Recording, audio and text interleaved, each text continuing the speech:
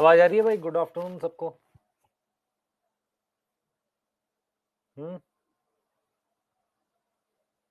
Chat में बताइए क्या सबको आवाज आ रही है, फिर मैं दिखाई देता हूँ। सबने नॉटमी और फ्लावरिंग प्लांट का असाइनमेंट बना लिया 103 क्वेश्चन का। अब उसके सॉल्यूशन देने का समय आ गया। आज आपको सॉल्यूशन मिल जाएगा उसका। असाइनमेंट बनाया है सबने 103 क्वेश्चन वाला? यस और नो? चलिए मैं दिखाई देता हूँ पहले, फिर बात करते हैं। नो बिप्लव, क्यों? क्यों भाई नो? और कौन है ये? नो हा बनाए यनूर असलाम। और कौन है ये नो में? संजीत, जितेंद्र। झापड़ मारो एक अपने आप को। नावेद, घर आके नहीं मिलेगा बेटा। नावेद जी, घर आके ना मिलो। असाइनमेंट जो मिलो ना, वो ऐप पर मिलो, इवन टेलीग्राम पे डाल दियो।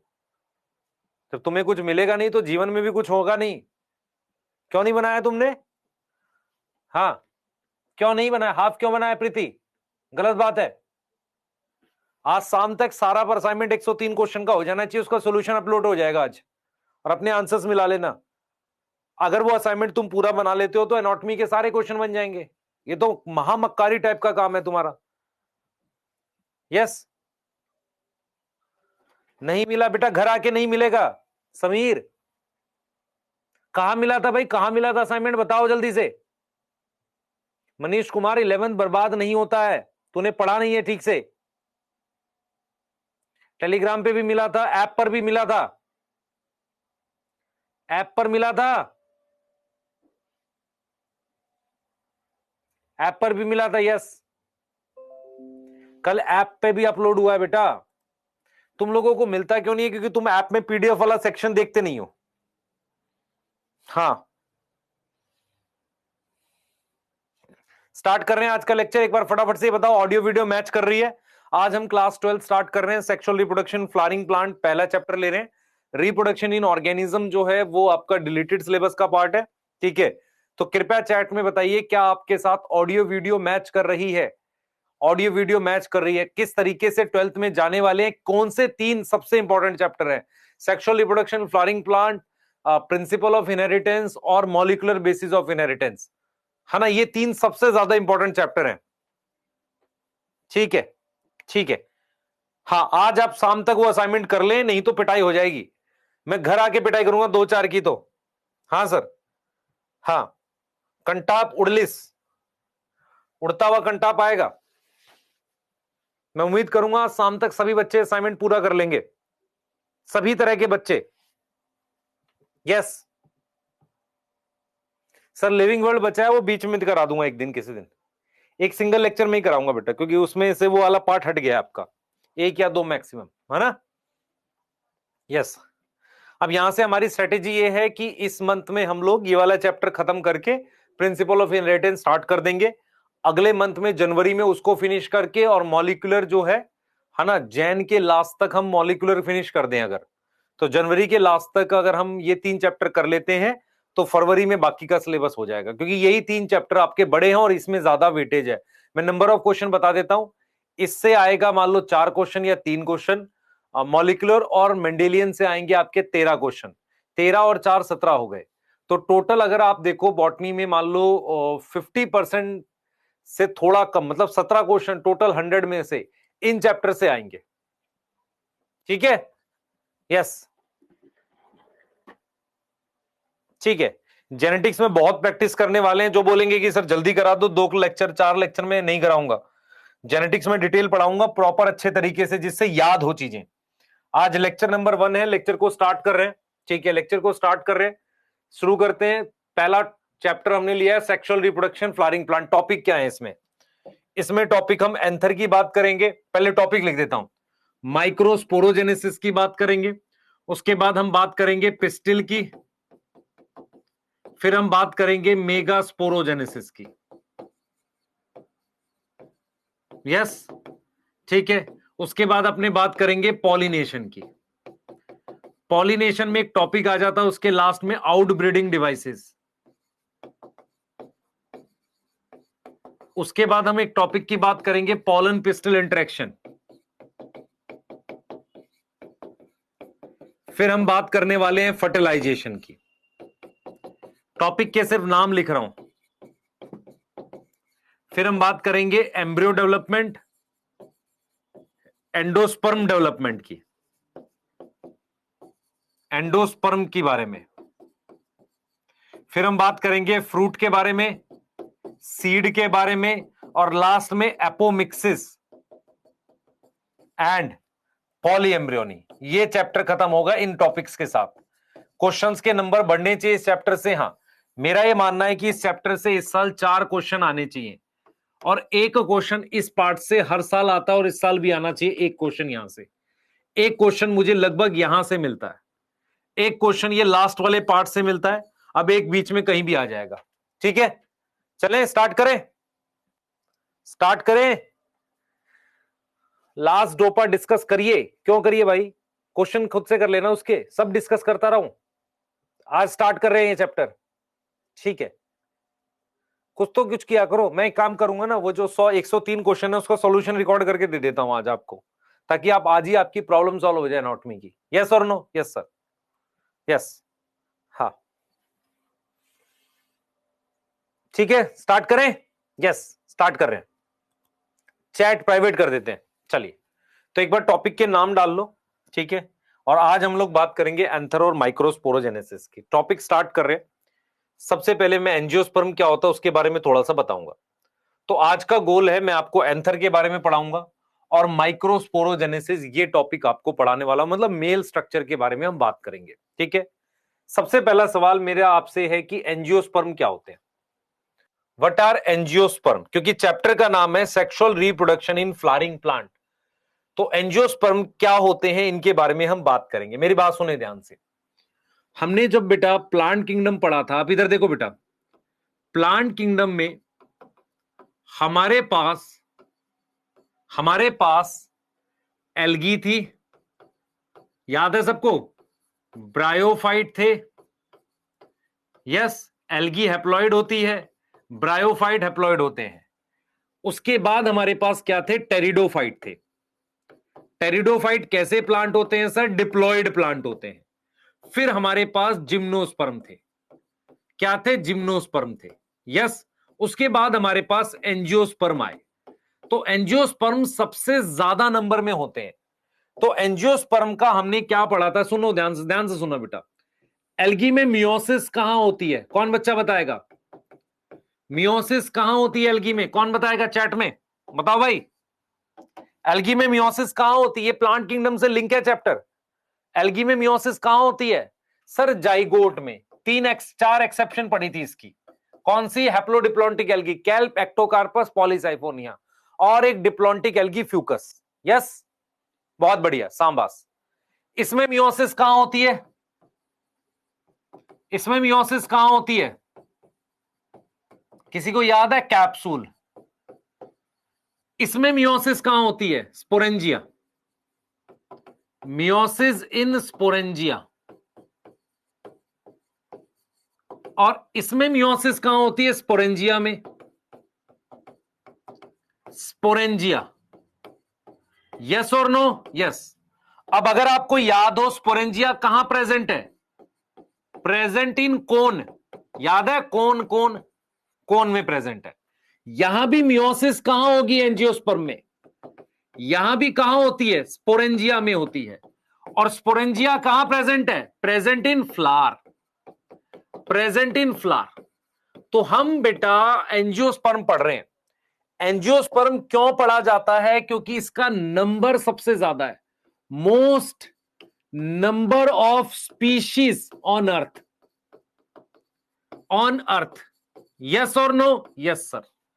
दूसरी बात, एंजियोस्पर्म का हमने क्या पढ़ा था? हमने स्ट्रक्चर पढ़ा। कौन से चैप्टर में? हमने स्ट्रक्चर में मॉर्फोलॉजी पढ़ी थी। यस, और फिर मैंने एनाटॉमी पढ़ी। यस, ये मेरे पास चैप्टर 6 था और ये मेरे पास चैप्टर 5 था। अब मुझे इसकी क्या पढ़नी है? Sexual reproduction. मुझे क्या पढ़नी है इसकी? सेक्सुअल रिप्रोडक्शन स्टडी करेंगे। सेक्सुअल रिप्रोडक्शन स्टडी करेंगे किसमें? इन क्लास 12th में। एक्चुअल में क्या है बेटा कि एंजियोस्पर्म अर्थ पर बहुत ज्यादा संख्या में है, उनके स्ट्रक्चर के लिए एक अलग चैप्टर था, मॉर्फोलॉजी के लिए एक अलग चैप्टर, एनाटॉमी के लिए एक अलग चैप्टर, उसकी सेक्सुअल रिप्रोडक्शन के लिए एक प्रॉपर चैप्टर है क्लास 12th में, जो ये चैप्टर है। और हम ये पढ़ेंगे क्योंकि हमारा फोकस किस पे रहेगा, फ्लावर में, क्योंकि हम सेक्सुअल रिप्रोडक्शन पढ़ रहे हैं। तो हम ये समझेंगे कि सेक्सुअल रिप्रोडक्शन हमारे पास कहां होगा, सेक्सुअल रिप्रोडक्शन के लिए क्या इन्वॉल्व है, फ्लावर इन्वॉल्व होते हैं। क्या होते हैं, फ्लावर इन्वॉल्व होते हैं। और फ्लावर में क्या होता है बेटा, फ्लावर हैव स्पोरेंजिया, उसमें क्या प्रेजेंट होते हैं, स्पोरेंजिया प्रेजेंट होते हैं। तो मेरा पूरा फोकस किस पे रहेगा, फ्लावर पे रहेगा इस चैप्टर में। आपके एनसीईआरटी ने पहले पैराग्राफ में लिखा है कि फ्लावर एक ऐसा स्ट्रक्चर है जो खुशी में, गम में, हर तरह से यूज होता है। और यह भी बोला है कि फ्लावर ऐसे ही नहीं बन जाते, फ्लावर बनने से पहले छोटी सी बड बनती है, उसके बाद फ्लावर बनता है। तो कहीं ना कहीं आपको मैं थोड़ा सा प्लांट किंगडम से लिंक कर रहा हूं ताकि चीजें आसान हो जाए। Why we are doing a different separate chapter for angiosperm, क्या सोचा एनसीईआरटी ने, क्योंकि एंजियोस्पर्म सबसे ज्यादा मिलने वाली स्पीशीज है। ये कहां लिखा है, ये बात लिखी है आपके पास कहां पर, बताओ, ये बात लिखी है आपके पास कहां पर, सेक्सुअल रिप्रोडक्शन में, यस, फ्लावरिंग प्लांट में, यस, बताइए, ठीक है बेटा, यस।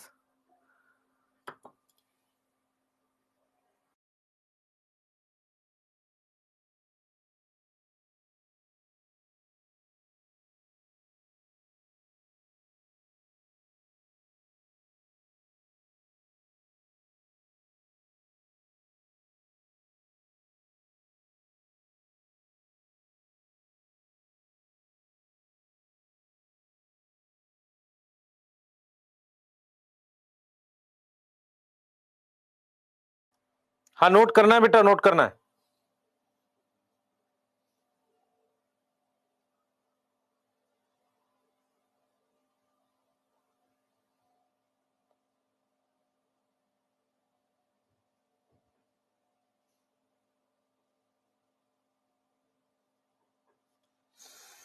नोट कर लीस, ठीक है, चलिए आगे चलेंगे। तो मुझे इस चैप्टर में ये बात करनी, क्या मैं एक बार रिवाइज कर दूं आपको, स्पोरोफाइट, गेमेटोफाइट, याद करो, याद करो, स्पोरोफाइट क्या होता है, याद है किसी को, एक बार रिवाइज कर लेना फटाफट से। स्पोरोफाइट क्या होता है, डिप्लॉयड होता है, क्या बनाते हैं, प्रोड्यूस स्पोर, कैसे, बाय मियोसिस से। गेमेटोफाइट क्या होता है, हैप्लॉइड होता है, कैसा होता है, हैप्लॉइड, क्या बनाता है, प्रोड्यूस गैमेट, प्रोड्यूस गैमेट्स, ठीक है। मुझे बताओ, टेरिडोफाइट में, टेरिडोफाइट में थोड़ा सा रिवाइज करते हैं, 2 मिनट लगेगा। जिम्नोस्पर्म में और एंजियोस्पर्म में, एंजियोस्पर्म में जो मेन प्लांट है, जिसको आप प्लांट बोल रहे हो, जिसको आप प्लांट बोल रहे हो, मेन प्लांट, मेन प्लांट क्या है मुझे बताओ, स्पोरोफाइट है, गेमेटोफाइट है, कौन बताएगा। मेन प्लांट क्या है, स्पोरोफाइट है। तो इसका मतलब यह हो गया कहीं ना कहीं स्पोर बनने चाहिए, yes yes yes yes yes.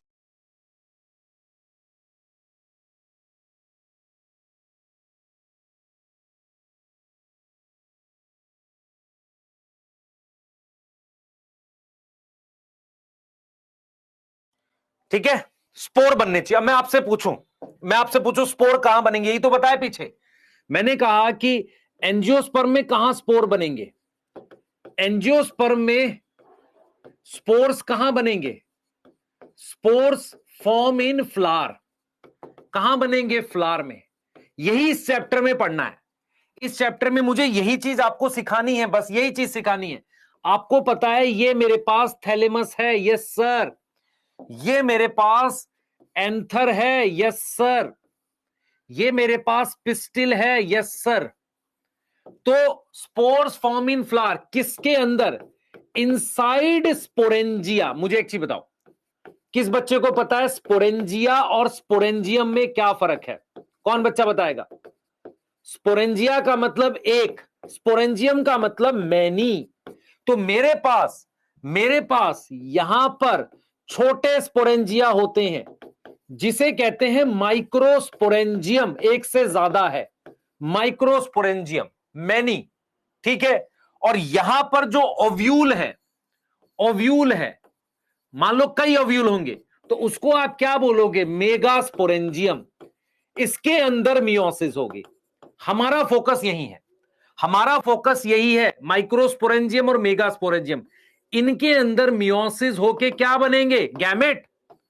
Meiosis होके क्या बनेंगे, गैमेट बनेंगे, नहीं, स्पोर बनेंगे। क्या बनेंगे, स्पोर। फिर स्पोर से क्या बनेगा, गैमेटोफाइट। और फिर गैमेटोफाइट से क्या बनेंगे, गैमेट। तो स्पोर कैसा है, हैप्लॉइड। गैमेटोफाइट कैसा है, हैप्लॉइड। गैमेट कैसा है, हैप्लॉइड। तो गैमेटोफाइट हैप्लॉइड है, इसमें कई सेल्स होते हैं, तो यहां क्या लिखोगे, माइटोसिस।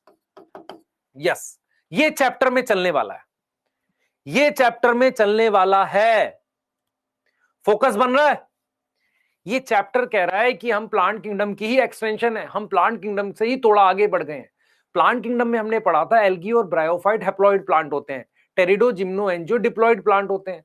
उनमें मियोसिस कहां होती है, स्पोरेंजिया के अंदर। तो माइक्रो और मेगा स्पोरेंजिया के अंदर जब मियोसिस होगी तो क्या गैमेट बन जाएंगे, नहीं, उससे बनेगा स्पोर। स्पोर की माइटोसिस से गैमेटोफाइट बनाएंगे और गैमेटोफाइट से हम क्या बनाएंगे, गैमेट्स। क्लियर है, यस। तो अगर तुमसे कोई बोले, तुमसे अगर बेटा कोई बात बोले, देखो एक अच्छा क्वेश्चन यही होता है जो समझदारी से किया जाए। प्लांट में मियोसिस से गैमेट नहीं बनते, प्लांट में मियोसिस से क्या बनते हैं, स्पोर। तो प्लांट्स में क्या होता है, मियोसिस क्या देती है, मियोसिस गिव स्पोर। पहली स्टेटमेंट ठीक है।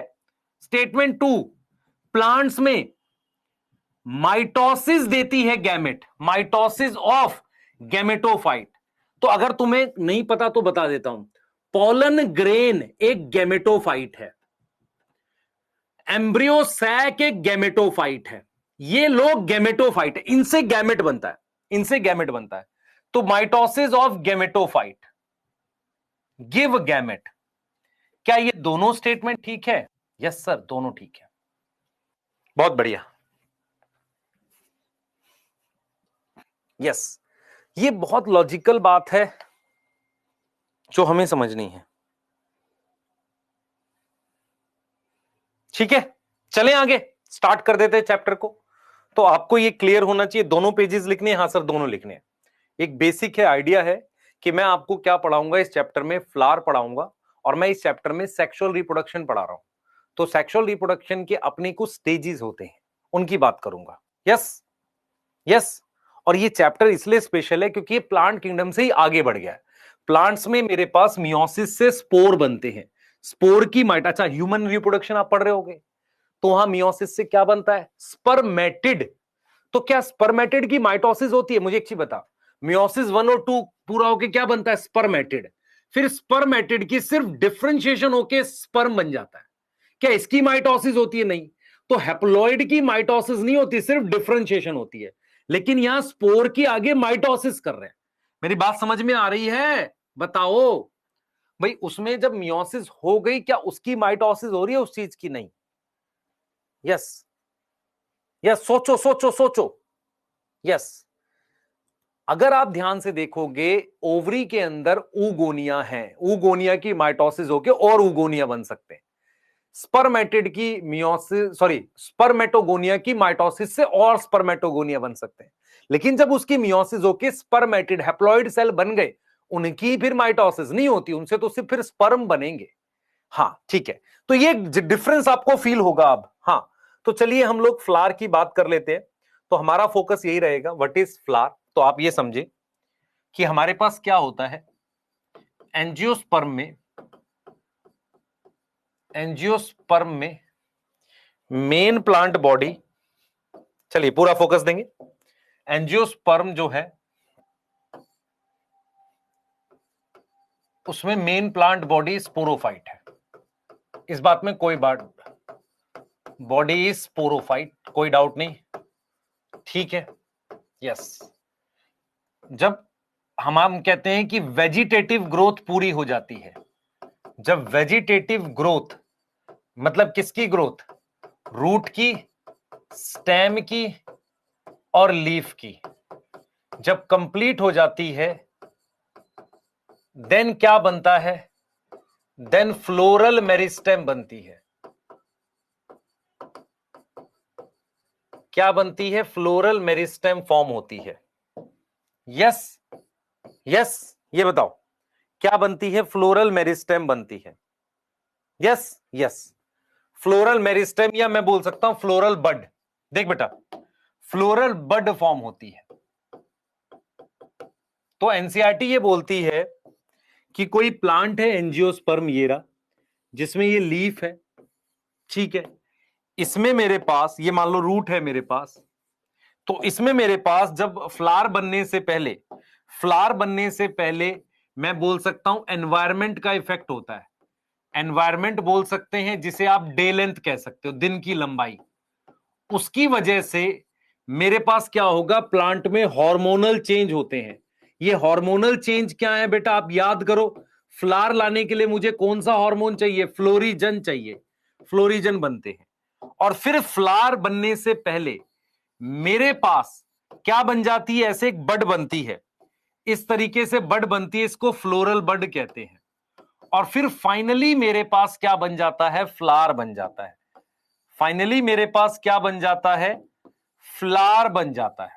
फाइनली मेरे पास क्या बन जाता है? फ्लावर बन जाता है। ये मेरे पास क्या बन गया? फ्लावर। ठीक है, ये मेरे पास क्या बन गया? फ्लावर।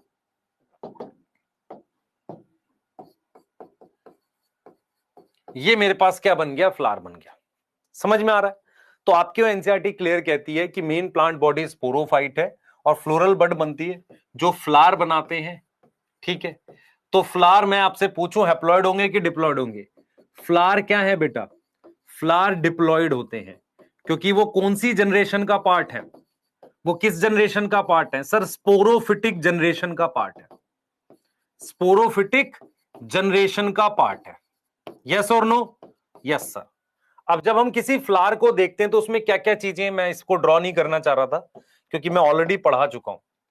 इसको अपने क्या बोलते हैं? देखो इधर देख बेटा, इसको रिसेप्टिकल बोलते हैं। और क्या बोलते हैं सर? ये ड्रॉ करना नहीं जरूरत है, थैलेमस बोलते हैं। ये वाला क्या है? ये पेटल्स हैं। ये वाली क्या है? सेपल्स हैं।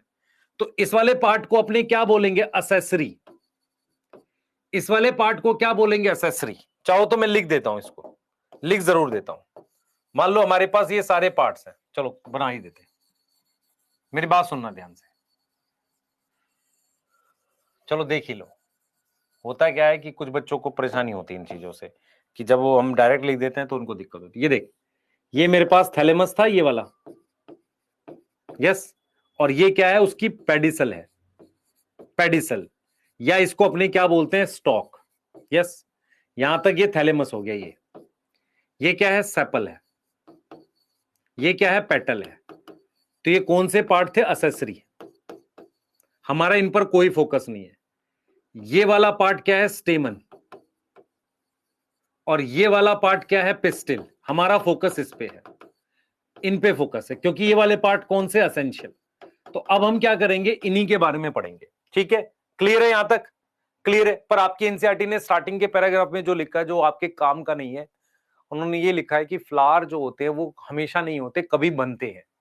फ्लावर क्या होते हैं? अपना दुख, अपना प्यार, अपना एक्सप्रेशन को करने के लिए, मतलब अपने को एक्सप्रेस करने के लिए होता है। फ्लावर बहुत स्पेशल स्ट्रक्चर है। फ्लावर में मेरे पास असेंशियल और असेसरी वर्ल्स होती हैं। उनमें से हमारे काम की कौन सी है? असेंशियल वर्ल है। फ्लावर बनने से पहले कुछ ना कुछ क्या होते हैं? हार्मोनल चेंज होते हैं, जिसकी वजह से फ्लोरल बड बनती है, फिर फाइनली फ्लावर बनता है। यस, ठीक है। बताओ भाई, वो उस सबसे क्वेश्चन नहीं आएगा? यस, उन सबसे क्वेश्चन नहीं आएगा, तो इसलिए अपने ने इसको जल्दी से बता दिया। अब हम चैप्टर पे चलेंगे, पर हम ये बात करने वाले हैं। ये दिख रहा है? हाँ भाई, ये सबको दिख रहा है? Before actual flower is seen on plant, decision हो जाता है कि फ्लावर बनाना है। कैसे? कुछ हार्मोनल चेंज होते हैं और कुछ स्ट्रक्चरल चेंज होते हैं, और मेरे पास क्या बन जाती है? Floral primordium. जो बड बोली है ना, फ्लोरल प्राइमोडियम है। क्लियर है? और फिर मेरे पास क्या बन जाता है फाइनली, फ्लोरल बड, देन फ्लावर बन जाता है। दिख रहा है सबको? ठीक है, मेल और फीमेल रिप्रोडक्टिव पार्ट है, एंथर और पिस्टिल की बात कर रहे हैं। ठीक है, एंड्रोशियम, गाइनोशियम और क्या बेटा मेरे पास बाकी। तो अब हमें इन पे फोकस करना है। ठीक है, तो ये तो हमारा फोकस जो ज्यादा दिख बेटा, ये क्या कह रहा है, इन फ्लावर मेल पार्ट और फीमेल पार्ट है। मेल पार्ट के सर्कल को क्या बोलते हैं, वर्ल को एंड्रोशियम, फीमेल वाले को गाइनोशियम। ठीक है, तो अब हम यहां से चैप्टर को प्रॉपरली स्टार्ट कर रहे हैं, जहां से क्वेश्चन आएंगे। यस, यहां से क्वेश्चन आएंगे, अब हम यहां से स्टार्ट करेंगे। ठीक है बेटा, तो अभी तक जो हमने पढ़ा उससे एज सच क्वेश्चन नहीं आएगा, पर आपके दिमाग में आपको क्या बैठना चाहिए कि अगर मैं आपसे कहूं कि आपके बाहर कोई ट्री है, वो एंजियोस्पर्म है, तो वो उसकी स्पोरोफिटिक जनरेशन है, उसके सारे सेल डिप्लॉयड है लीफ के, स्टेम के, रूट के। उसके हैप्लॉइड सेल्स कहां मिलेंगे, एंथर के अंदर, माइक्रोस्पोरेंजियम के अंदर, पिस्टिल के अंदर, ओव्यूल के अंदर। ये याद रहेगी बात, बस ये चीज ध्यान रखनी है। क्लियर है बेटा, ये चीज ध्यान रखनी है। यस,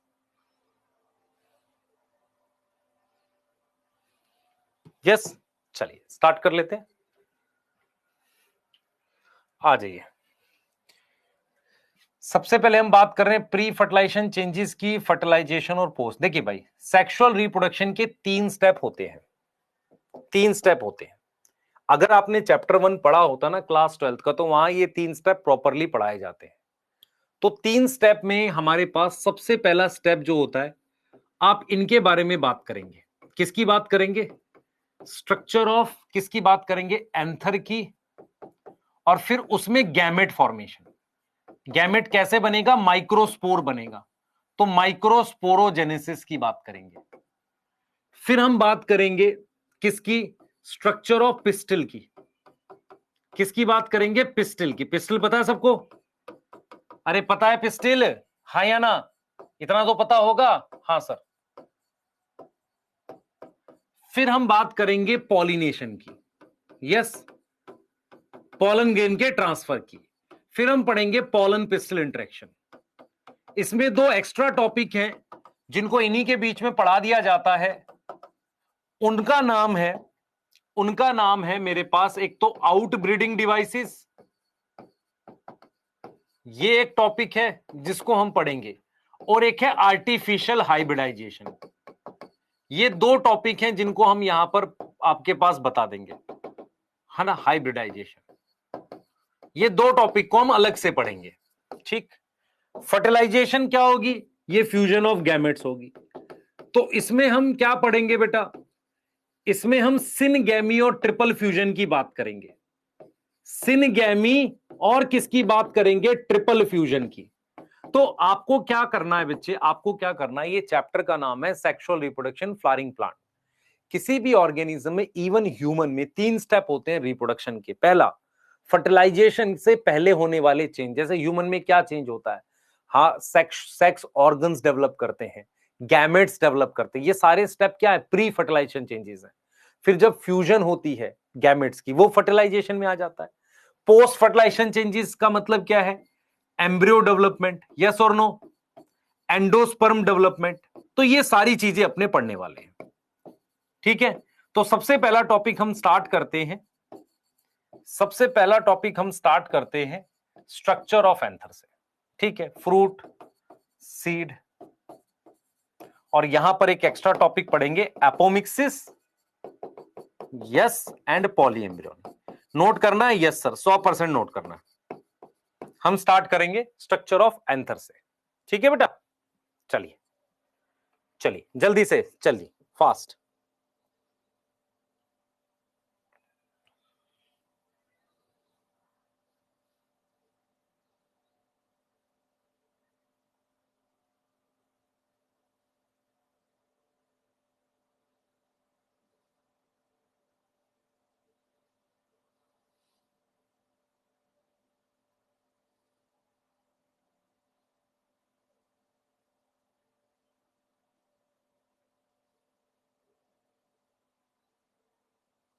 हो गया, चलिए स्टार्ट करते हैं।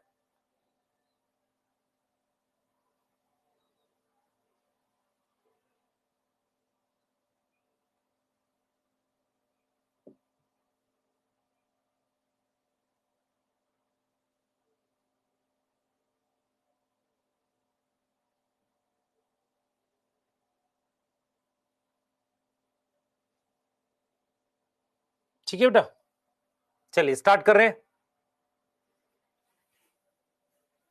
Why you are sad sir? मैं सैड हूं? नहीं, सैड नहीं हूं। चलो स्टार्ट करते हैं। एकदम एनसीईआरटी पढ़ेंगे, इसलिए मैंने एनसीईआरटी के स्निप्स साथ में लगा लिए। देखिए मेरी बात देखिए, हम पढ़ रहे हैं इसका स्ट्रक्चर, दिस इज स्टेमन। हम पढ़ रहे हैं प्री फर्टिलाइजेशन चेंजेस में, ये पढ़ रहे हैं, ठीक है, क्लियर है। अब देखो हमारे पास, इसको ध्यान दे बेटा, इस स्ट्रक्चर को हम कहते हैं एंथर, और इस स्ट्रक्चर को अपने कहते हैं फिलामेंट।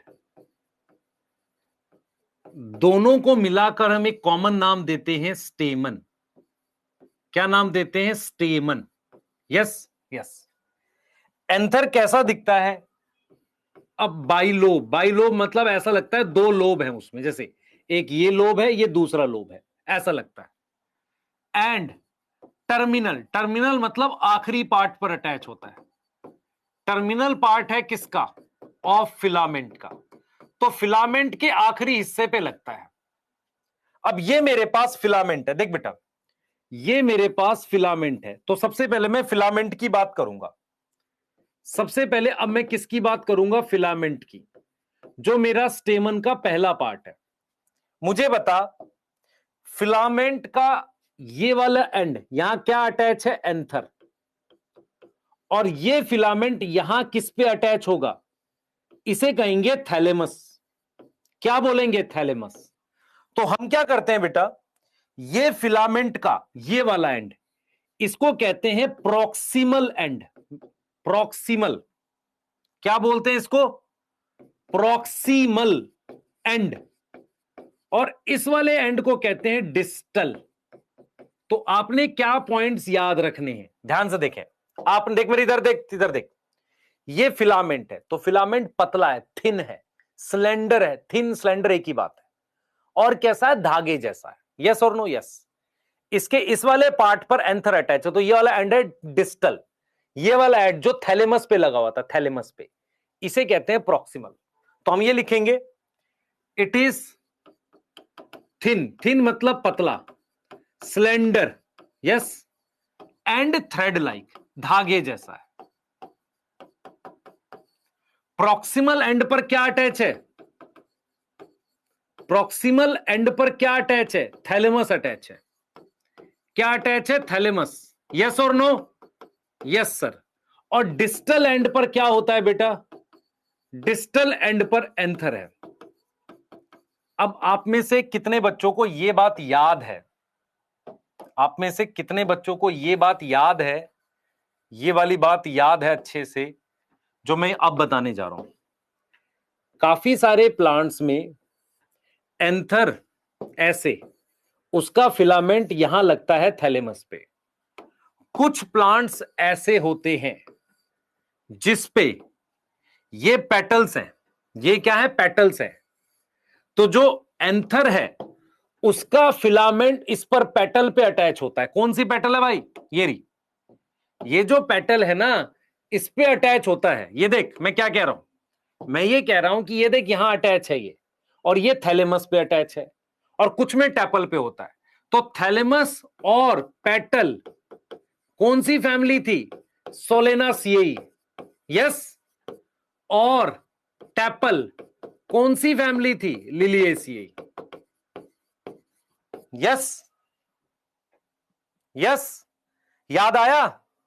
ये मैंने एक्स्ट्रा बात बताई जो इस चैप्टर से जोड़ सकते हैं उस चैप्टर को। अब यहां पर आपको समझना पड़ेगा कि फिलामेंट की लेंथ वेरिएबल हो सकती है।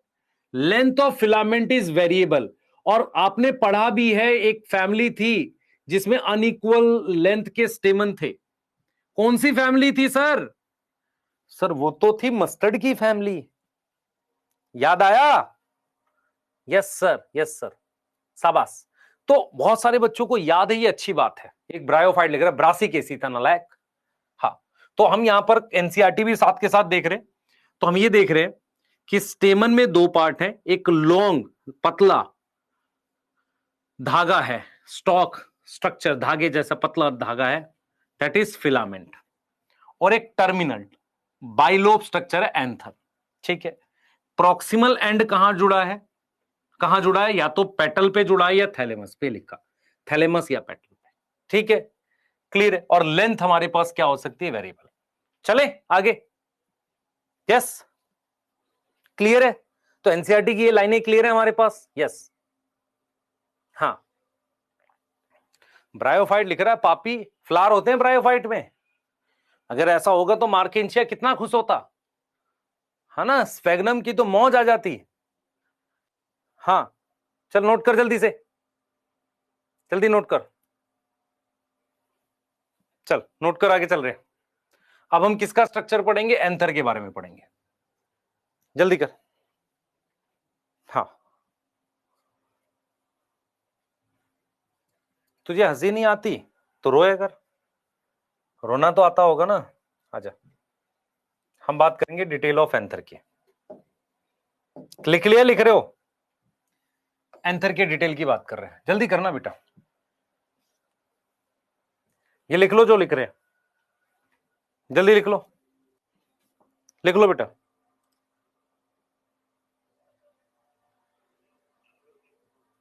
हाँ सर,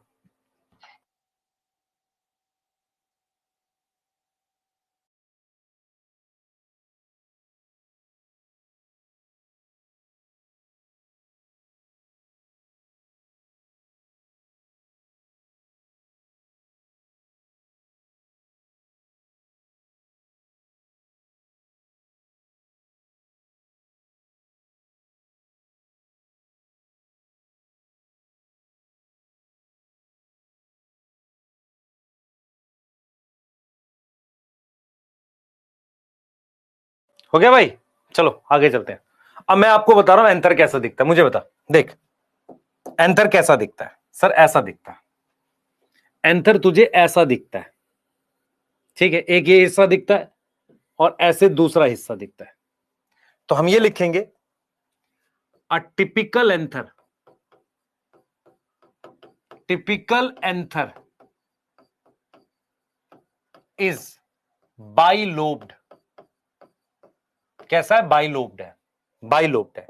अब मैं क्या करूंगा, इस एंथर को ऐसे काट दूं, इस तरीके से काट दूं, ये इसकी यहां फिलामेंट है, छोटा सा फिलामेंट भी दिखा दिया, ऐसे में काट दूं। लोब का क्या मतलब, ये देख, ये मेरे पास इसकी एक लोब है, ठीक है, ये एक लोब है, और ये मेरे पास इसकी सेकंड लोब है, तो दो लोब हैं। एक लोब ये है और एक लोब ये है, बाई लोब है। ठीक है, अब मैंने इसको ऐसे काट दिया, काटने के बाद कुछ ये ऐसा दिख रहा है,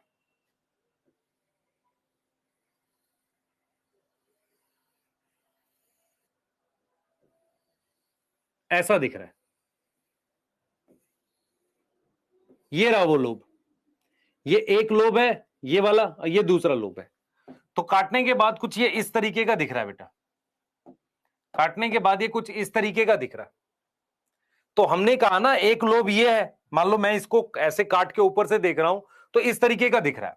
अब सुनना ध्यान से, मेरे पास हर एक लोब में, ये एक लोब है ये दूसरा लोब है, हर एक लोब में कुछ ऐसी लेयर्स होती हैं, इनको कहते हैं थीका। तो यहां पर मेरे पास थीका होता है, लेयर्स होती है, तो ये थीका है, यहां पर भी क्या है, थीका है। तो हम लिख सकते हैं ईच लोब, हर एक लोब में, each lobe have two theca. तो दो थीके को क्या लिखोगे, एक शब्द यूज करते, डाईथीकस। यहां थीका का मतलब होता है परत, लेयर्स। तो इस तरह की कुछ लेयर्स बनती है, तो दो थीका, एक ये थीका हो गया, एक थीका हो गया, ये एक थीका हो गया, ये दूसरा थीका हो गया। तो हर एक लोब में दो थीका होता है, यस और नो, बताओ जल्दी से बेटा, यस और नो। अब मेरी बात सुनो, अब आप अगर ध्यान से देखो तो आप एंथर में देखोगे ये एक लाइन है। मेरी बात समझ, जरा देख बेटा ध्यान से, मेरी तरफ देखियो, मेरी तरफ बहुत ध्यान से देखेंगे बच्चे। मान लो ये मेरे पास एक एंथर है। अगर आप ऐसे देख रहे हो तो आपको तो सिर्फ ये चीज दिख रही है ना, लेकिन अगर आप ऐसे देखोगे तो पूरी लंबी लाइन दिखेगी, यस। और मैं क्या बोल रहा हूं समझ, मैं क्या बोल रहा हूं, मैं ये कह रहा हूं कि जैसे ये मेरे पास ये है, ऐसे तो ये इसी तरीके का दिखेगा, लेकिन मेरे पास एक लंबी लाइन होती है, लाइन, ये लाइन ऐसे एक लंबी लाइन होती है यहां पर, ये देख इधर देख, ये एक लंबी लाइन होती है जो पूरी ऐसे गई होती है, इधर देख बेटा, ये देख मेरी तरफ देखा, ये एक थीका यहां, एक थीका यहां, ये पूरा एक लोब है, और इस थीका को इस थीका से ये लाइन अलग कर रही है।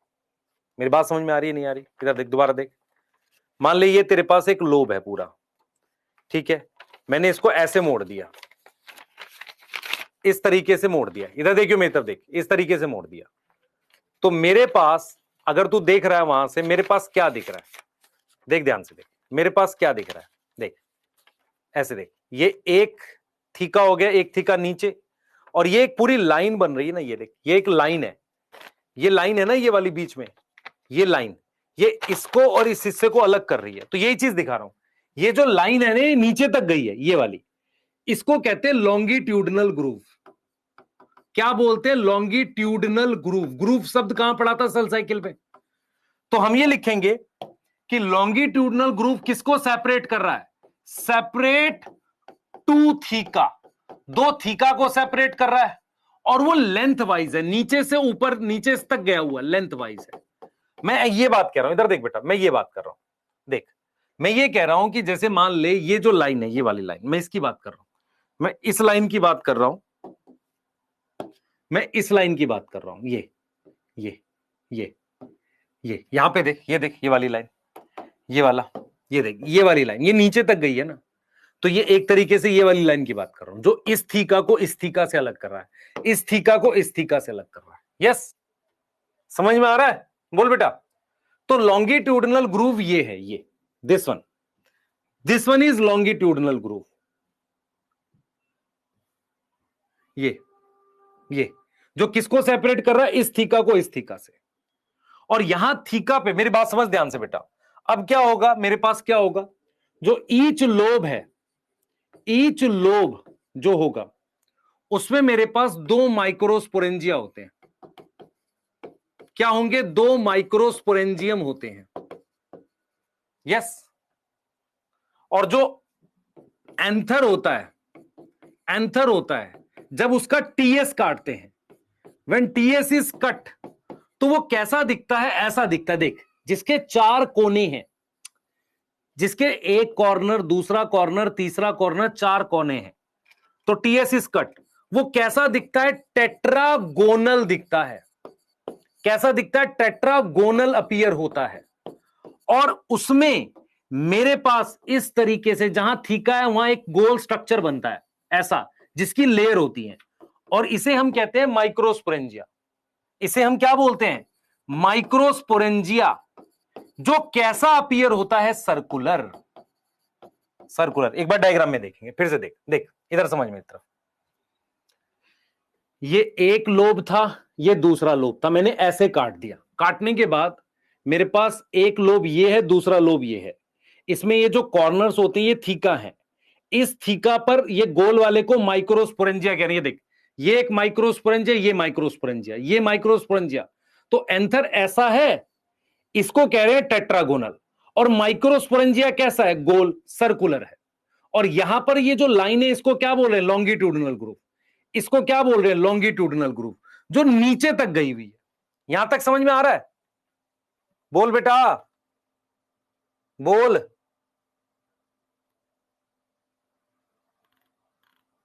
यहां तक समझ में आ रहा है? ये बिंदी बिंदी के आगे बताऊंगा, पॉलन ग्रेन है। यहां तक क्लियर है? पिछली स्लाइड दिखा रहा हूं।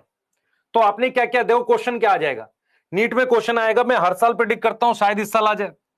हम लिखेंगे longitudinal groove, longitudinal groove separate A to theca, B to lobe. अगर दो लोब को सेपरेट करता तो यहां होता, यहां होता, थीका को सेपरेट कर रहा है यहां और यहां, तो क्या लिखेंगे? ए लिखेंगे। ठीक है, अगर ध्यान से नहीं पढ़ोगे, 2017-18 में ये क्वेश्चन आया था, ये वाला 2017 में आया था। ये प्रॉक्सिमल एंड वाला नीट 2017 में आया था, ये प्रॉक्सिमल एंड वाला। ठीक है, यहां तक कोई डाउट है? ड्रॉ कर लो जल्दी से। यस, ए आएगा आंसर। यस, जल्दी करो, फास्ट, जल्दी कर बेटा, जल्दी कर, जल्दी से, जल्दी, फास्ट।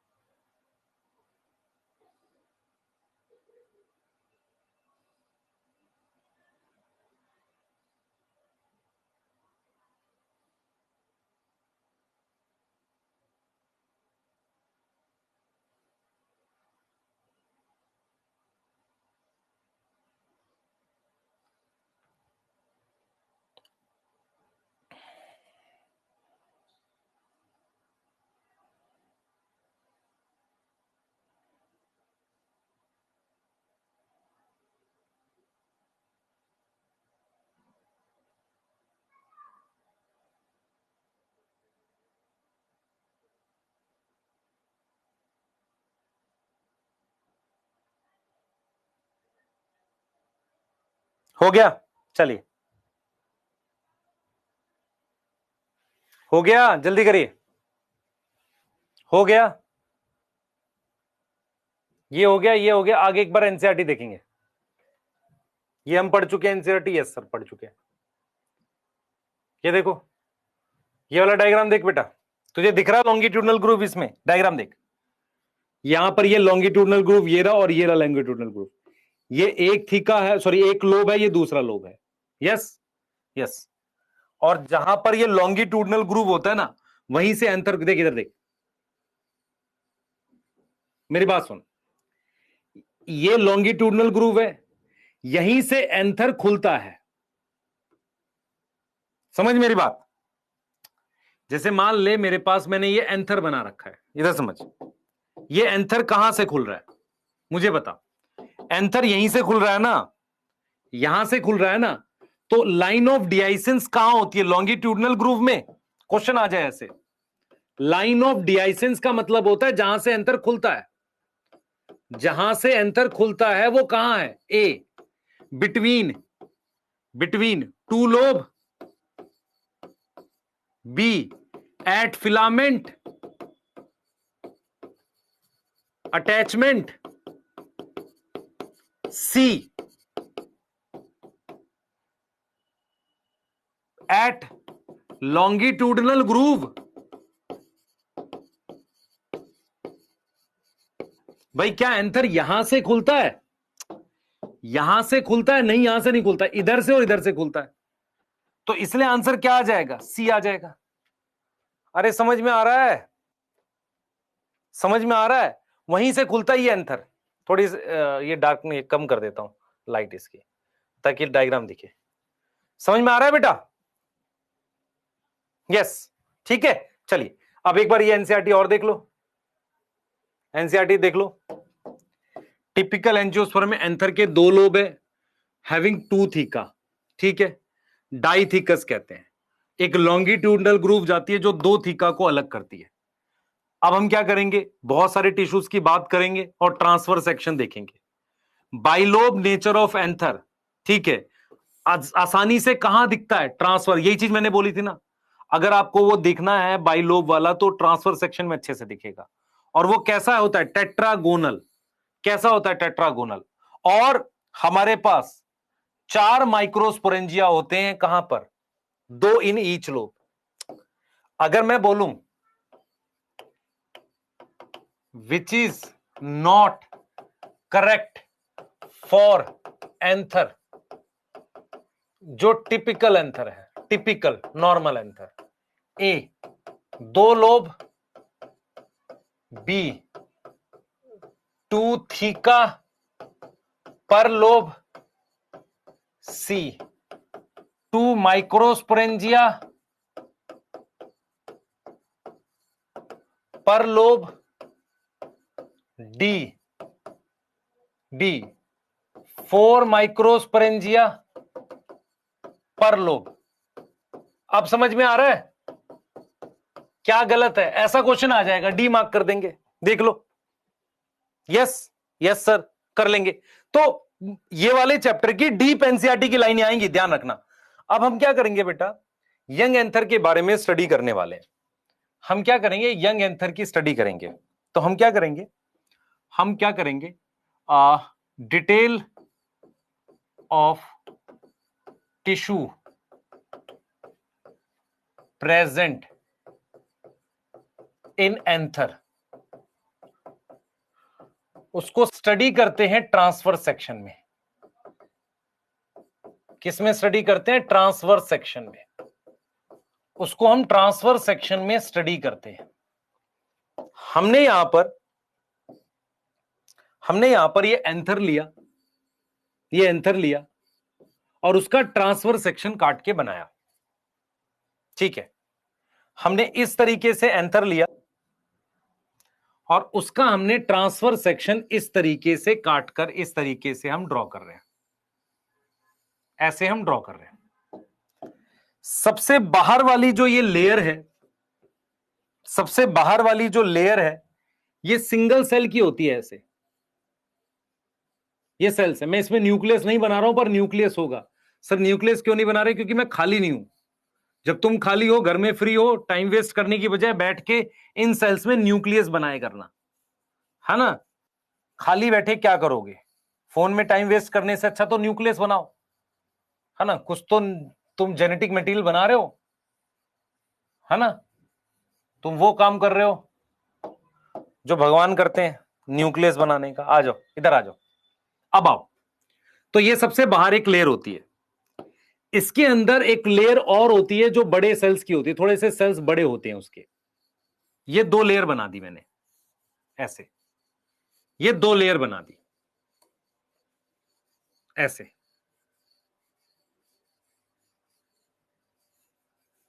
थोड़े बड़े सेल्स हैं। यस, ठीक है। हाँ सर, ये दो लेयर बना दी। अब क्या होता है बेटा, कुछ सेल्स की लेयर ये होती है ऐसे, यहां पर। ये कुछ सेल्स मतलब कुछ लेयर थिक होते हैं। अगर मैं ऐसे कर दूं तो ये सेल्स बन जाएंगे। कई लेयर थिक होते हैं, 2 से 3, 1 से 3 बोलते हैं इसको। ये ऐसे ही यहां होते हैं। तो इसकी ये लेयर, इसकी लेयर अलग अलग है। ऐसे ही यहां होते हैं, ऐसे ही यहां होते हैं, ऐसे। यस, ऐसे ही यहां होते हैं। अब मेरी बात सुनो, यहां बीच में भी सेल्स होते हैं, ऐसे। बीच में भी सेल्स होते हैं, ऐसे, जो किसको सेपरेट करते हैं? लोब को। अब मेरी बात और एक और ध्यान से सुनेंगे सारे बच्चे। यहां पर एक खास तरह के सेल्स होते हैं, उनको हम कनेक्टिव्स कहते हैं। अब ये कनेक्टिव्स क्या है? सुन, मेरी तरफ ध्यान से देख, इधर देख। ये मान ले फिलामेंट है, ये एंथर है। ये फिलामेंट है और ये एंथर है। अगर ये फिलामेंट इस एंथर के लोब में पूरा ऊपर तक गया होता है ऐसे, और जब तू इसको ट्रांसफर सेक्शन काटेगा तो ऐसे पॉइंट की फॉर्म में दिखेगा, ऐसे। मेरी बात समझ रहा है मैं क्या बोल रहा हूं? मैं ये कह रहा हूं कि जो फिलामेंट से वास्कुलर बंडल आते हैं वो यहां आते हैं। तो जैसे ही मान लीजिए 2 लोब है, इधर देख मेरी तरफ, ये 2 लोब है और नीचे फिलामेंट है, तो ऊपर तक गया होगा ना, आर पार तक, कुछ मतलब पानी और खाने का ट्रांसपोर्ट करने के लिए। तो मेरे पास जो फिलामेंट होता है ना, वो यहां पर, यहां मैं दिखाता हूं कनेक्टिव्स की फॉर्म में। जो फिलामेंट होता है ना, वो यहां नीचे अटैच है, लेकिन वहां से जो वास्कुलर बंडल ऊपर तक गए होते हैं वो ये गए होते हैं कनेक्टिव्स। यस, बता, ये समझ पा रहा है? यस। अब हम यहां पर क्या बोल रहे हैं बेटा, मेरी बात समझ ध्यान से। मैंने यहां पर लेयर्स के नाम लिखने हैं, आउटर टू इनर। सबसे बाहर वाली लेयर होती है एपिडर्मिस। सबसे बाहर वाली लेयर होती है एपिडर्मिस। ये पहली लेयर है आउटर साइड में। फिर मेरे पास सेकंड लेयर है, उसे एंडोथीशियम कहते हैं। क्या बोलते हैं? एंडोथीशियम। उसके बाद ये सेकंड लेयर हो गई। थर्ड लेयर होती है, इसको कहते हैं मिडल लेयर्स। क्या बोलेंगे? Middle layers. ये एक से ज्यादा सेल्स होते हैं इसमें, थर्ड हो गई। यस। अब इसके अंदर एक सेल्स होते हैं जो जिनमें डेंस साइटोप्लाज्म होता है, जो सबसे इंपॉर्टेंट सेल्स हैं। ऐसे सबसे इंपॉर्टेंट सेल है, उसमें एक से ज्यादा न्यूक्लियस भी होते हैं, ऐसे इनमें होते हैं ये रे सेल्स। वो डेंस साइटोप्लाज्म होता है उसमें, ऐसे इन चारों में, ये रे, ये ऐसे ही इसमें होते हैं। ये रे देख बेटा, ये रे, ये जो सेल्स हैं इनका नाम होता है टेपेटम। ये लेयर जो होती है इसका नाम क्या होता है? ये फोर्थ लेयर है, ये टेपेटम है। ये कौन सी लेयर है? फोर्थ। यस। अब उसके बाद इसके अंदर खास तरह के सेल्स होते हैं जो डिप्लॉइड सेल्स हैं, जिनमें मियोसिस होगी। ये वो सेल्स हैं जिनमें मियोसिस होगी। ये वो सेल्स होते हैं बेटा जिनमें मियोसिस होती है। सब में होते हैं यहां पर ये डिप्लॉइड सेल्स हैं, compactly present diploid sales. Yes.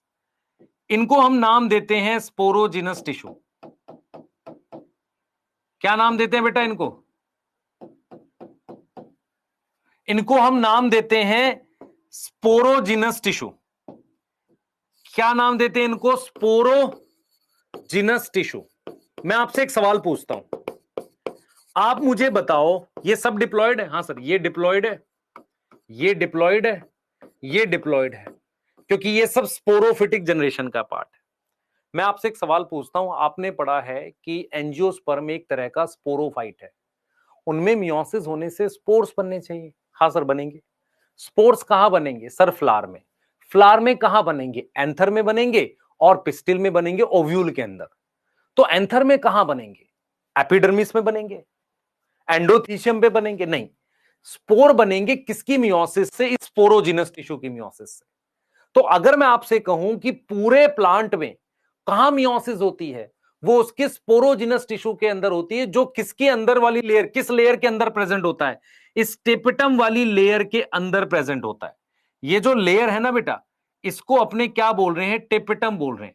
इस लेयर के अंदर, सबसे अंदर वाली लेयर के बाद जो टिश्यूज होते हैं, सेल्स होते हैं, कॉम्पैक्टली अरेंज, उन्हें स्पोरोजिनस, स्पोर बनाने वाले टिश्यूज कहते हैं।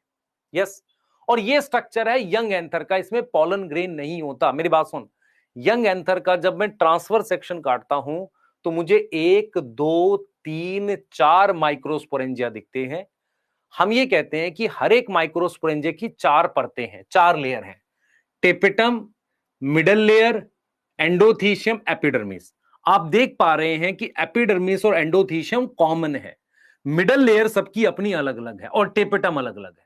और इसके अंदर ये जो सेल्स हैं, ये वाले, इनको हम नाम देते हैं, यहां पर भी होंगे, यहां पर भी होंगे, उनको हम नाम देते हैं, ऐसे सेल्स जो मियोसिस करेंगे, उन्हें हम नाम देते हैं स्पोरोजिनस टिश्यू। कोई डाउट है यहां तक? बताओ, कोई डाउट है? जल्दी बताओ, कोई डाउट है यहां तक? क्या स्पोरोजिनस टिश्यू हैप्लॉइड होंगे? नहीं सर, डिप्लॉइड होंगे। क्यों डिप्लॉइड होंगे? क्योंकि वो स्पोरोफाइट जनरेशन का हिस्सा है। जब तक मियोसिस नहीं हो जाती, मैं रिपीट कर रहा हूं, मैं ये कह रहा हूं, स्पोरोजिनस टिश्यू आर डिप्लॉयड, क्योंकि वो किसका पार्ट है? Part of sporophytic generation. किसका पार्ट है? स्पोरोफिटिक जनरेशन का पार्ट है। वो किसका पार्ट है बेटा? स्पोरोफिटिक जनरेशन का पार्ट है, तो वो डिप्लॉयड टिश्यू है। Yes, yes. नोट करेंगे जल्दी से, फिर मैं लेयर्स के बारे में बताऊंगा, जल्दी करेंगे बेटा।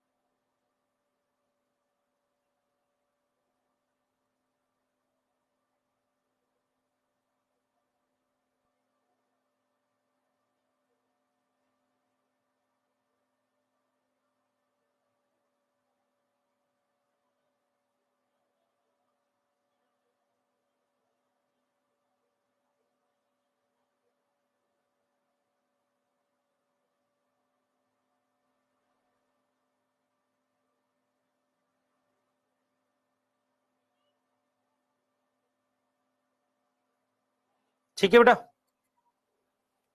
ठीक है, चलिए नोट कर लीजिए, एक बार नोट कर लीजिए।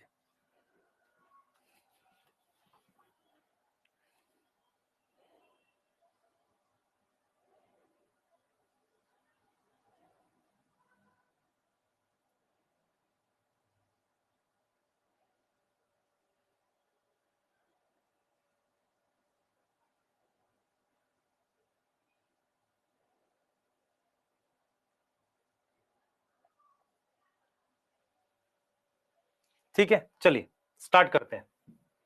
हम बात कर रहे हैं लेयर्स ऑफ यंग एंथर की।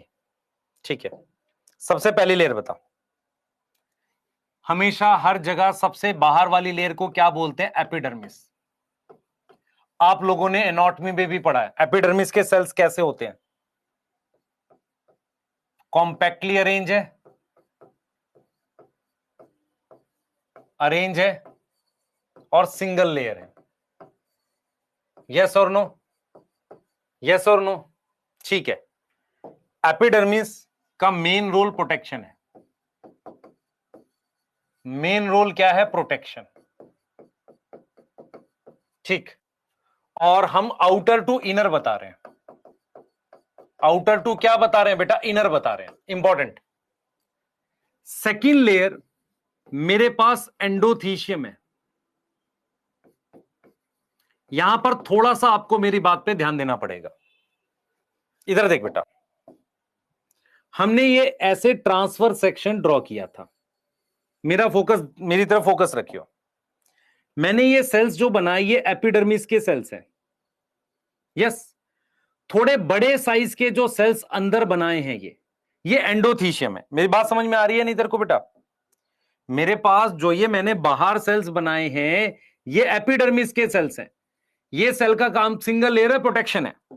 मैंने जो थोड़े बड़े साइज के सेल्स बनाए ये एंडोथीशियम है। तो एंडोथीशियम के सेल्स जो हैं थोड़े लार्ज साइज के हैं, लार्ज साइज के हैं।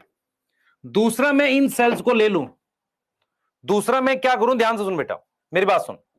इन सेल्स को मैं ले लूं, जैसे मैंने ये बना दी एंडोथीशियम, देख ये एंडोथीशियम बना दी। तो एंडोथीशियम की जो ये वाली वॉल है, ये वाली, ये रेडियल वॉल है और ये वाली वॉल जो है टेंजेंशियल वॉल है। यहां पर सेलुलोज की थिकनिंग होती है, सेलुलोज होता है और उस सेलुलोज में पानी भरा रहता है। मैं रिपीट कर रहा हूं, हमारे पास क्या होता है बेटा? सेलुलोज की थिकनिंग होती है। सेलुलोज की क्या होती है? थिकनिंग होती है इन एंडोथीशियम की वॉल में। एंडो किसकी वॉल में? थीशियम की वॉल में। समझ ध्यान से मैं क्या बताना चाह रहा हूं। सर दोबारा बता दो, बता रहा हूं, इधर देख। ये जो सेकंड लेयर है ना, इसको तुम बोल रहे हो एंडोथीशियम। इसके सेल्स में यहां सेलुलोज की थिकनिंग है। होता क्या है कि सेलुलोज पानी एब्जॉर्ब करता है। लकड़ी पानी एब्जॉर्ब कर सकती है, लकड़ी सेलुलोज की बनी है। ये पानी एब्जॉर्ब करके सेल का साइज बढ़ जाता है। लेकिन जब पॉलन, जब ये एंथर सूखता है तो एंडोथीशियम का साइज छोटा हो जाता है। एंडोथीशियम का क्या हो जाता है? साइज छोटा हो जाता है। यस और नो? बोल भाई। यार ये समझ में आ रहा है? सबसे बाहर वाली सेल्स कॉम्पैक्टली अरेंज है। दोबारा बता रहा हूं, छोड़ दे, ये समझ में क्या बोल रहा हूं। मेरी बात देख, इधर देख। सबसे बाहर ये एपिडर्मिस के सेल्स है कि नहीं? इतनी बात समझ में आ रही है? हाँ सर। थोड़े बड़े साइज के सेल्स हैं ये एंडोथीशियम के, ये रे। इन एंडोथीशियम के सेल्स पर सेलुलोज लगा होता है ऐसे इन दीवारों पर, जिससे क्या होता है? वो पानी एब्जॉर्ब करके फूल जाता है। अब मान लो पानी कम होगा तो इनके सेल का साइज छोटा हो जाएगा। जब पानी कम होगा तो इस सेल का साइज थोड़ा छोटा हो जाएगा, पानी कम होने से सूख जाएगा। तो उसके कारण क्या होता है? यहां गैप बन जाता है। देख ये जो सेल्स है ना बेटा, ये यहां गैप बन जाएगा। मान ले यहां सेलुलोज की ऐसे थिकनिंग थी, यहां पे, यहां पर थिकनिंग थी, तो जब पानी सूखा तो एक गैप बन जाएगा। तो जो ये यहां छेद बनता है ना, गैप बनता है, वो मेनली एंडोथीशियम की वजह से बनता है। अरे बोलो, मेरी बात समझ में आ रही है मैं क्या बोल रहा हूं बेटा? मैं ये कह रहा हूं कि जो एंडोथीशियम के ये सेल्स है ना, इनकी दीवारों पर सेलुलोज होता है जो पानी एब्जॉर्ब कर लेता है। जब इन सेल्स में से पानी कम होता है तो यहां पर वो गैप दिखने लगता है। मान ले ये दो सेल है, अगर इनका साइज छोटा हो जाएगा तो गैप नहीं बनेगा, बीच में बन जाएगा। तो वही चीज कह रहा हूं मैं। तो हम यहां पर बोलते हैं सेलुलोज थिकनिंग होती है किसमें, एंडोथीशियम की वॉल पे। और क्या होगा, वेन एंथर ड्राई होता है, एंथर सूखता है, और आप हमेशा याद रखना कि जब एंथर सूखता है तभी पॉलन रिलीज होते हैं। तो क्या होगा, क्या होगा जब एंथर सूखेगा तो क्या होगा बेटा, गैप क्रिएट हो जाएगा, गैप क्रिएट हो जाएगा बिटवीन टू एंडोथीशियम सेल। और उससे क्या होगा, जिससे किसमें हेल्प मिलेगी, हेल्प इन डिहाइसेंस। किसमें हेल्प मिलेगी, डिहाइसेंस में मदद मिलेगी। डिहाइसेंस का मतलब होता है पॉलन रिलीज करने में। यहां तक समझ में आ रही है। हाँ, गैप कहां बनेगा, गैप कहां बनेगा, जहां पर लॉन्गिट्यूडनल ग्रूव है। डिहाइसेंस क्या होता है बेटा, मेरी बात सुन, जैसे मान ले कोई चीज फटना, कोई चीज खुलना, उसे डिहाइसेंस कहते हैं। जैसे मूंगफली खुलती है तो वो लाइन पहले से होती है ना खुलने के लिए, यस। ऐसे ही क्या होता है, जहां लॉन्गिट्यूडनल ग्रूव होता है ना, वहां के एंडोथीशियम वाले सेल सूखने पे छोटे हो जाते हैं, उनके बीच में गैप बन जाता है दो सेल के बीच में, वहां से निकल जाएगा। यस, यस, ठीक है। अब तीसरी लेयर जो इंपॉर्टेंट है वो हमारे पास है मिडल लेयर। मिडल लेयर क्या करती है बेटा, ध्यान से इधर देखियो, इधर देख। मैं तुझसे एक सवाल पूछूंगा, ध्यान से देख क्या पूछूंगा। मैं ये कह रहा हूं कि जैसे मान ले ये एंथर है, एंथर है, ये इसका फिलामेंट है। मान ले फिलामेंट ऐसे ऊपर तक होता तो एंथर का लोब यहां और यहां ऐसे जुड़ा होता, तो ये मुझे इसमें कैसे दिखता है, ऐसे कनेक्टिव दिखता है। ये वाला पॉइंट मुझे अगर ट्रांसफर सेक्शन काटूंगा तो ये वाला पॉइंट कैसे दिखेगा, कनेक्टिव्स की तरह से। तो होता क्या है कि मिडल लेयर, जैसे यहां से खाना अगर ऐसे जाएगा तो वो मिडल लेयर से होता हुआ टेपिटम में जाएगा, फिर इसको मिलेगा। मान लो इन सेल्स को खाना चाहिए तो कहां से आएगा, ये कनेक्टिव से किसमें जाएगा, मिडल लेयर में, फिर टेपिटम से ही। तो मिडल लेयर का काम होता है कि वो नरिशमेंट पास करता है किसको, टेपिटम को। मिडल लेयर का क्या काम होता है, वो नरिशमेंट पास करता है किसको, टेपिटम को। कहां से लेता है, कनेक्टिव से। तो मिडल लेयर क्या करती है बेटा, मिडल लेयर क्या करती है, पास करती है nourishment, nourishment to tapetum. Yes और नो, यस। और ये क्या हो जाती है, get used up, used up during, during development. ये यूज हो जाती है, खत्म हो जाती है डेवलपमेंट, जब यंग एंथर मैच्योर में कन्वर्ट होता है, कन्वर्ट इनटू मैच्योर। यस और नो, यस और नो, बताइए यस और नो। मेरी बात सुनिए ध्यान से। मिडल लेयर का काम है कनेक्टिव से खाना लेकर अंदर देना टेपिटम को। एनसीईआरटी ने एक चीज लिखी है, एनसीईआरटी ने कहा है कि बाहरी तीन layer, epidermis, endothecium, middle layer, इनका काम होता है प्रोटेक्शन और डिहाइसेंस। मैंने अलग अलग रोल भी बता दिए हैं, लेकिन एनसीईआरटी क्या करती है, कंबाइन रोल बता देती है तीनों का। एनसीईआरटी कहती है, एनसीईआरटी क्लियरली कहती है, एनसीईआरटी कहती है बेटा कि हमारे पास epidermis, epidermis, endothecium and tapetum, इसका कंबाइन रोल कहती है एनसीईआरटी। क्या रोल है, रोल इज प्रोटेक्शन, बचाना पॉलन को, और डिहाइसेंस, किसमें मदद करना, उस एंथर को खोलने में मदद करना। लेकिन अगर नीट में क्वेश्चन आ जाए, तुम्हें मेरी बात सुनो, नीट में क्वेश्चन आ जाए विच हेल्प इन डिहाइसेंस, ऐसे क्वेश्चन आ जाए और उसमें ऑप्शन हो एपिडर्मिस, बी मिडल लेयर, सी एंडोथीशियम, और डी आ जाए ऑल, तो मैं ऑल मार्क कर दूंगा। लेकिन अगर वो ऑल की जगह यहां टेपिटम लिख दे तो मुझे अगर इन तीनों में से एक को चुनना है या चारों में से एक को चुनना है तो फिर मैं एंडोथीशियम को लूंगा। समझ में आ गया? अरे क्वेश्चन समझ में आया? कैसे आएगा क्वेश्चन, समझ में आया? यदि वो आपसे पूछे कि कौन सी परत डिहाइसेंस में मदद करती है तो एंडोथीशियम है, लेकिन अगर वो तीनों का नाम देके ऑल लिख दे तो ऑल मार्क करूंगा, क्योंकि एनसीईआरटी ने ऑल दिया है। यस, मिडिल लेयर का काम होता है न्यूट्रिशन पास करना। ये कौन है? कबीर पिटाई खाएगा, कुछ भी लिख रहा है। मिडिल लेयर का ऑल क्यों होगा? अरे गधाराम, मैं कह रहा हूं कि एपिडर्मिस, एंडोथीसियम, टेपेटम, इनका रोल एनसीईआरटी ने लिखा है कि प्रोटेक्शन और डिहाइसेंस, ये दोनों काम ये तीनों लेयर मिलके करती है। मैंने आपको अलग अलग भी समझा दिया। यदि क्वेश्चन में ऑल मिल जाए तो ऑल कर देना, लेकिन अगर यहां टेपेटम लिखा है तो इसका मतलब चारों में से कोई एक लेनी पड़ेगी ना, फिर एंडोथीसियम मार्क करेगा। अब कितनी बार समझाऊं?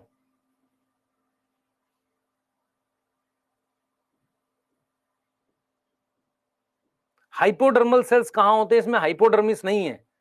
एपिडर्मिस के नीचे वाले सेल्स का नाम ही एंडोथीसियम है। सर भूख लगी है, खा जा मुझे। हाँ खा जा, मुझे खा जा तू। हाँ चला जा, टेपेटम की बात करेंगे।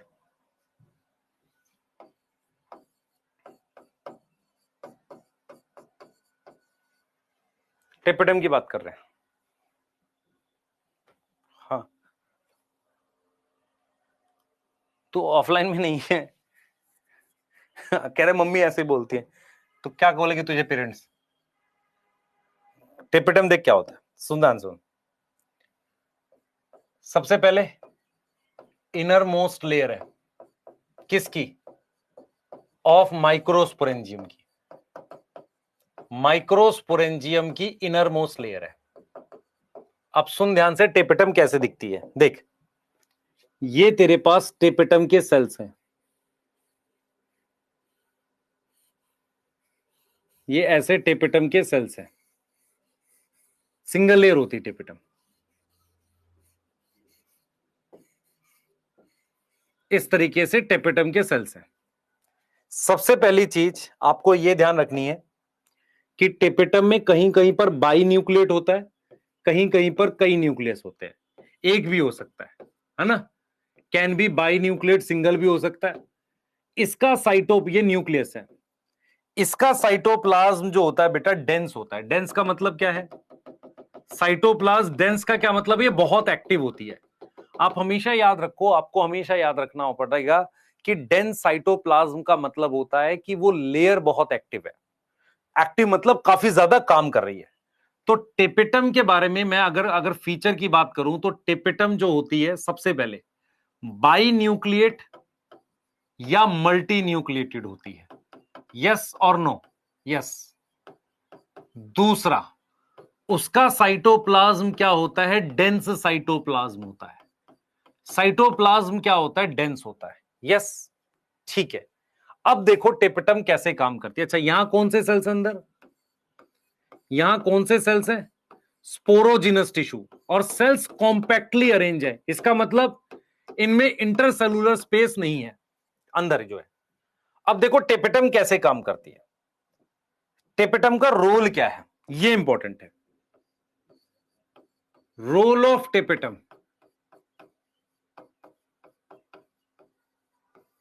सबसे पहले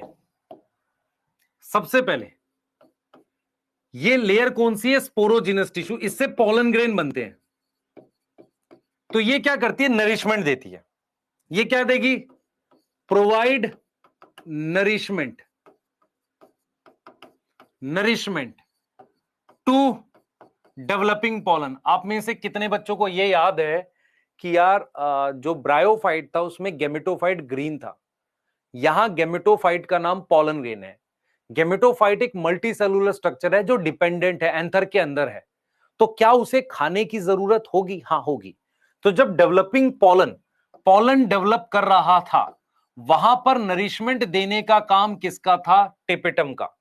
मतलब उसको खाना देना पड़ेगा क्योंकि गेमेटोफाइट डिपेंडेंट है। Pollen is nothing but, pollen क्या है बेटा? एक गेमेटोफाइट है। तो गेमेटोफाइट अगर डिपेंडेंट है तो उसे खाना चाहिए। हाँ सर खाना चाहिए। वो खाना कौन देगा?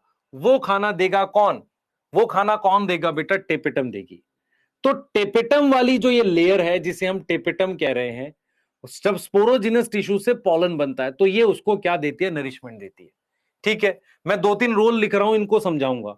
ये प्रोड्यूस करती है एग्जाइम। क्या प्रोड्यूस करती है? एग्जाइम।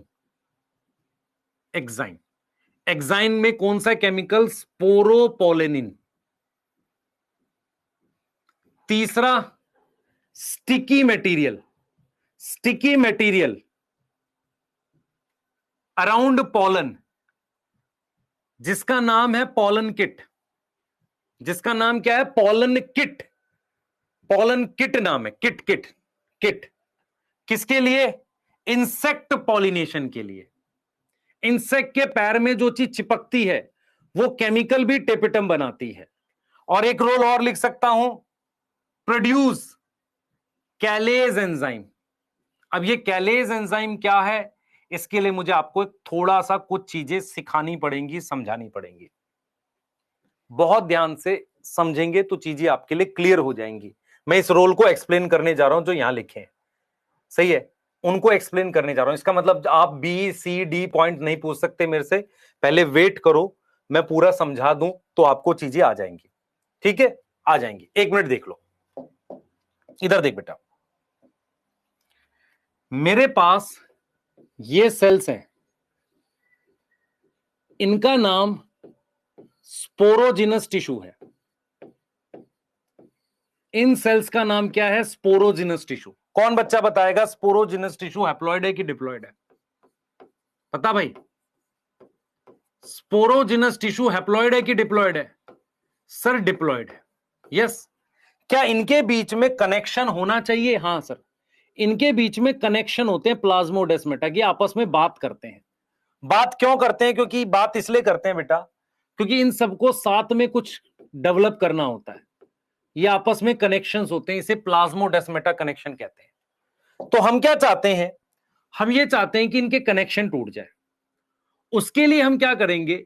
एक केमिकल होता है, उसका नाम होता है कैलोज। तो कैलोज डेवलप करता है, ठीक है, डेवलप अराउंड सेल। उससे क्या होता है? ये सेल्स आपस में एक दूसरे से अलग अलग हो जाते हैं। ऐसे ये एक दूसरे से ऐसे अलग अलग हो जाते हैं, इनके बीच के कनेक्शन टूट जाते हैं,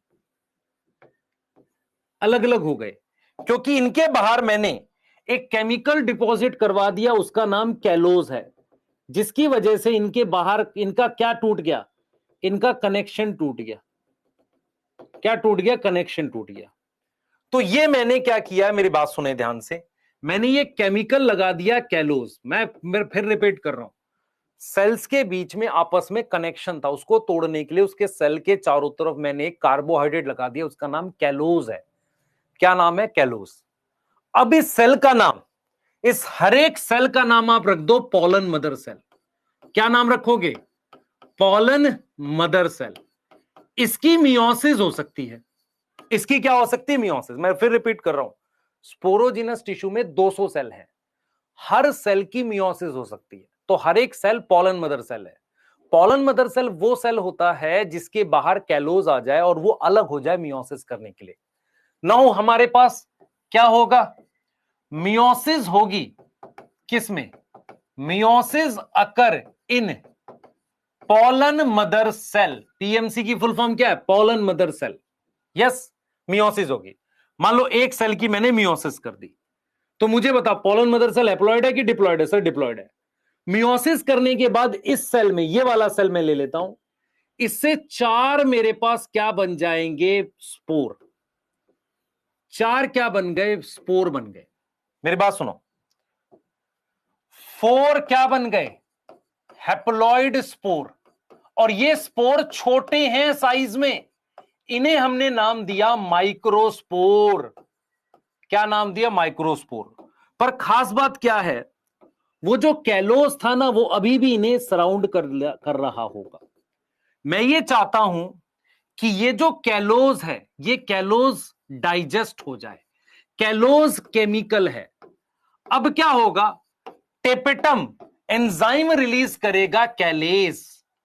टेपिटम क्या रिलीज करेगा? कैलेज। तो टेपिटम ने क्या रिलीज किया?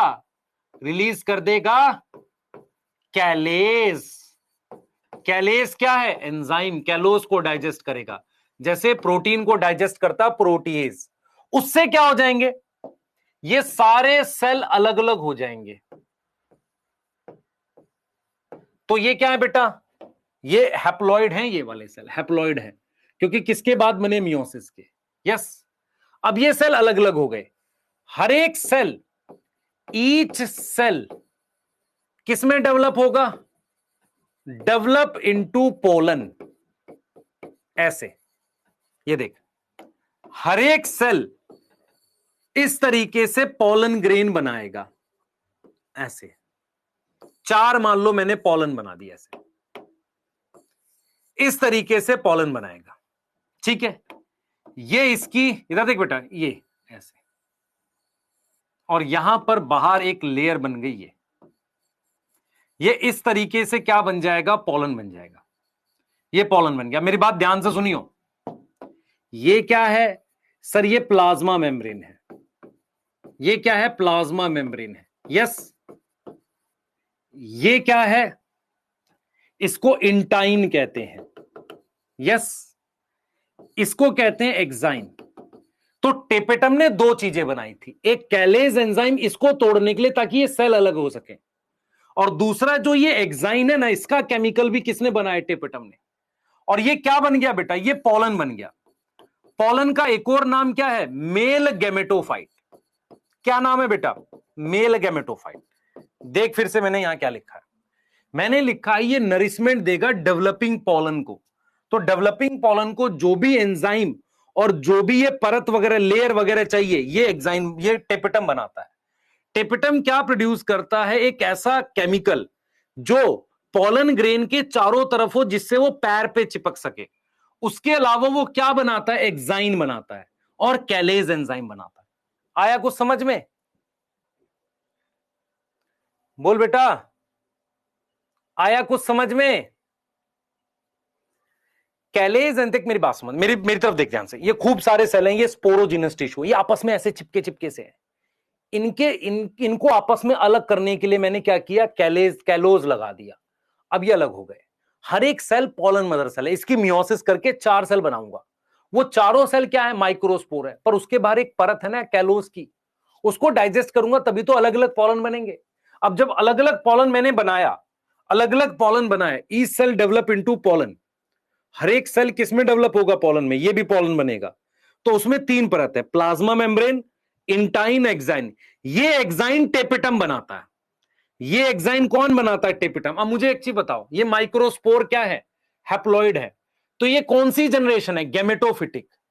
हैप्लॉइड होने के बाद कौन सी जनरेशन होगी, गैमेटोफिटिक।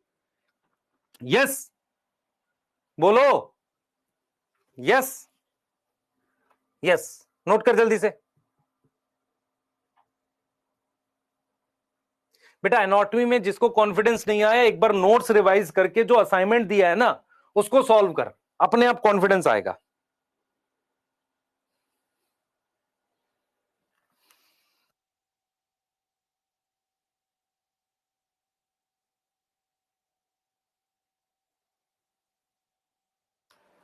जल्दी कर बेटा।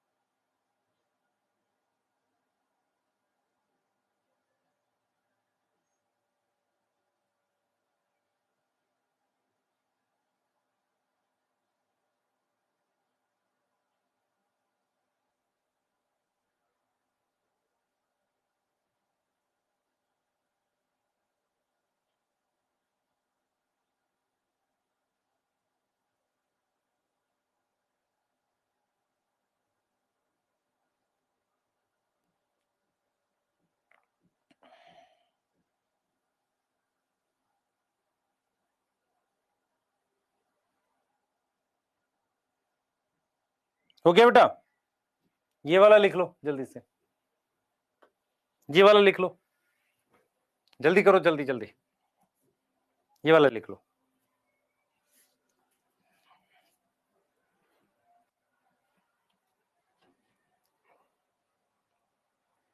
लिख लिया?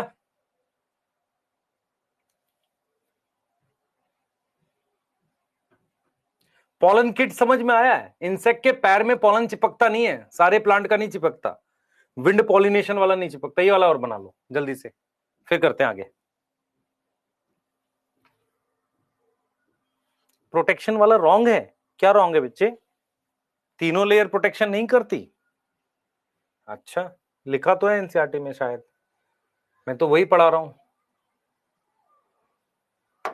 है, कई साल से वही पढ़ा रहा हूं, पता नहीं मुझे तो नहीं मिला रॉन्ग।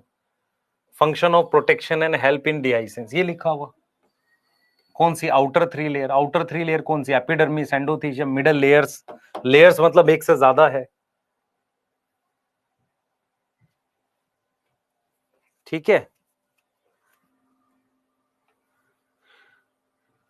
हाँ,